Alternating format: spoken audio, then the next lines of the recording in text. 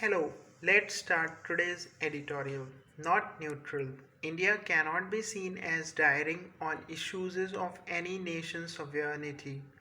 Nearly 1 year to the date of Russian President Vladimir Putin's launch of attacks on Ukraine February 24, 2022, the UN General Assembly's vote on the latest resolution to criticize Russia resulted in 141 votes in favor, 7 against, it includes Russia, and 32 abstains, it includes India and China. The resolution or a call for just and lasting peace that was eventually sponsored by more than 70 countries demanded an immediate cessation of hostilities and appealed for accountability at international courts for rights violations and war crimes.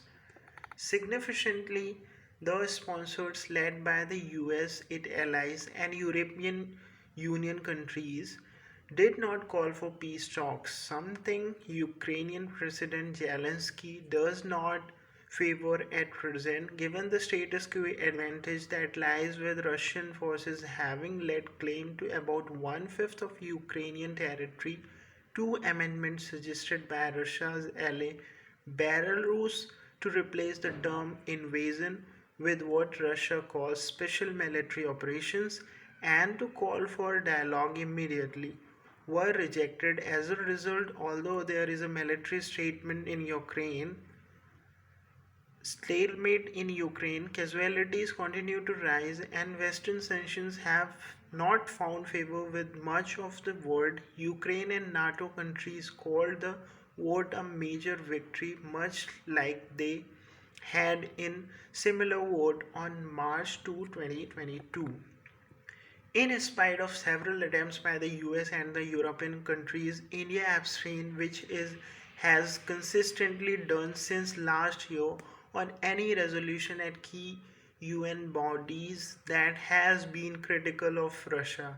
In explanations by External Affairs Minister S. Jaishankar at international fora, some of which were retreated by India's UN envoy on Thursday, the Modi government has asserted its strategic autonomy, citing its traditional relationship with Moscow, its initial concern of becoming a party to the conflict, while Indian students were catch in the middle, stressing that diplomacy and dialogue are the only way forward and claiming that it is required to maintain a neutrality of sorts to leave space for meditation.